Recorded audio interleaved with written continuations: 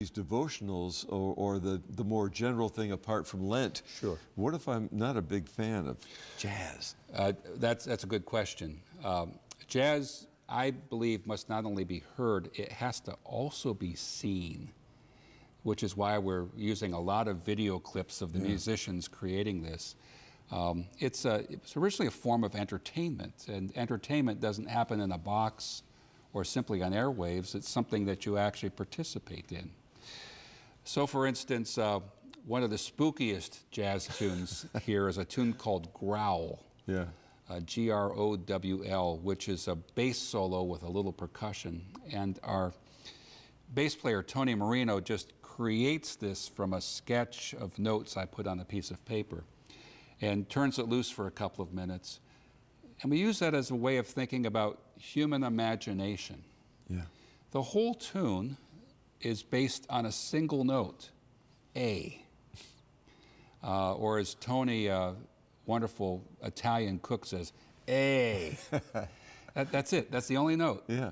And from that, he creates this 2-minute performance that flutters and growls and snarls and sings and then hovers in the air.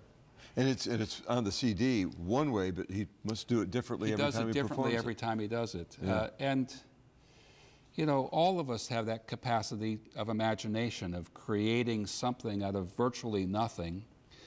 But most of us, by the time we're 5 or 6 or 7 years old, have had people telling us, no, the sun is not blue. Yeah. It's orange. Yeah. And so our imagination shuts down. Yeah. It's the same way we use or misuse language. A lot of language denigrates people or flattens out human experience, which is really much richer than that. Right. The idea of performing things live with the audience involved, that gives way to the visuals that are used here. And some of them, you're showing the Stones, for example, of Callanish. Yeah. But one of my favorites is the piece that you were able to help us put together called The Consolation of Snow. Yeah. Which, Jeff, you filmed all these scenes of upstate New York, snow blizzards and parts from your backyard or wherever else, and tied them in just absolutely perfectly to this piece, which is about how snow comes down and covers all the grime and the ick of daily life. Yeah. We tied into a text from Isaiah, though their sins be like scarlet, they're covered with snow. Yeah. It's the first snowfall, which is beautiful, and not the first snowfall, but the fresh snowfall. You know, we cope with it in upstate New York. Right. But there are times when you look out the window and think, oh my gosh, it's beautiful. Well, and there's maybe no greater grace than waking up to a snow day where all necessity continues, but all the extraneous stuff, you can just let it go, kick back, make a cup of hot chocolate, read the book you've been deferring, and realize that productivity is not all there is to life. We have to stop. We have to slow down. We have to reflect. And reflection is difficult because it's kind of scary. Right. Contemplation is the heart of the spiritual life.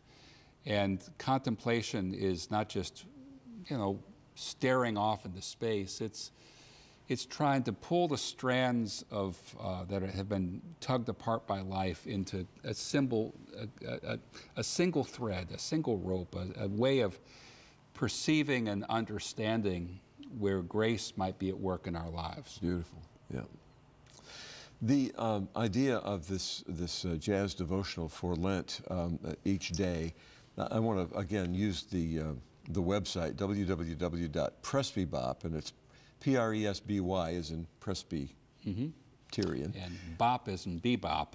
Yeah.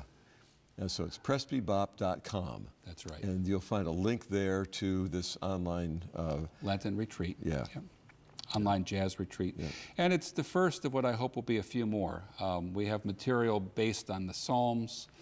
We have an album of music that's created around the Gospel of John. Yeah. all of which, where the jazz is more than a kind of a soundtrack, it's actual participation into the very essence of the text. The CD with the Gospel of John has the readings from John spoken by a Dewey. Dennis Dewey, the great storyteller. Yeah. And the band improvised and also performed some set pieces I had to go along with the readings. Right.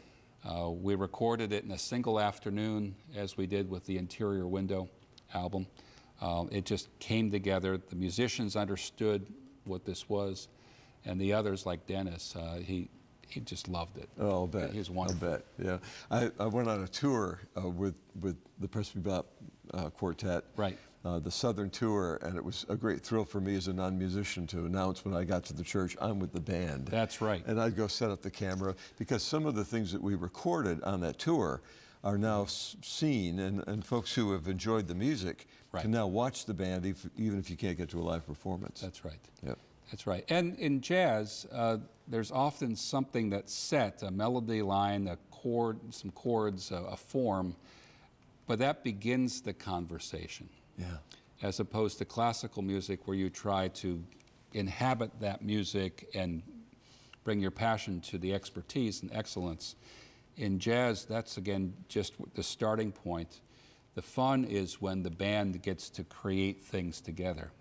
Jazz may be the only communal art form.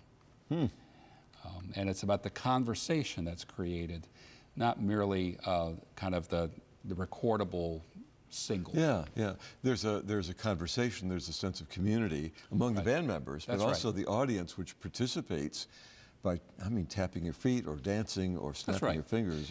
And you hone this by playing with others. So, for instance, in March, the Firehouse Stage will be starting up its jazz jams, their evenings again, and all of us will be part of that. We love playing with our friends who are musicians in the region. Yeah, and there's the Jazz Vespers at the First Congregational Church. That's right. We have one of those coming up with the music of Brubeck, with Al Hom and Tony Marino. Wonderful. But it's an evolving art, and you must always keep your axe sharpened.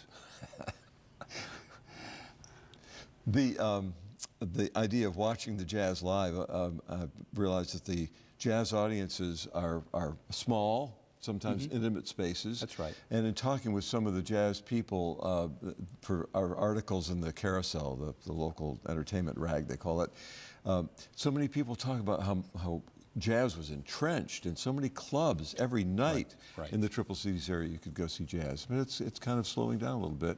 We have about a minute and a half to rue that.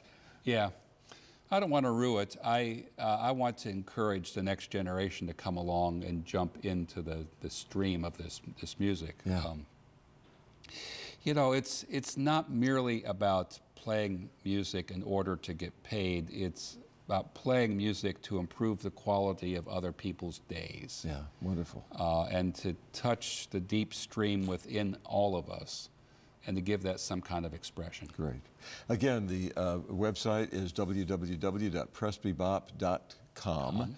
And our guest today has been the Reverend Bill Carter from the First Presbyterian Church in Clark Summit, Pennsylvania, having come up the road here to Binghamton to help us put this program together about this jazz devotional for Lent, which is taking place online beginning on February 14th. That's right.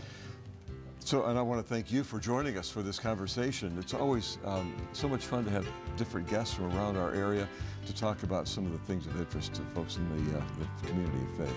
I'm Jeff Kellam, hoping that in the coming week you'll be gentle with people and, of course, with yourself.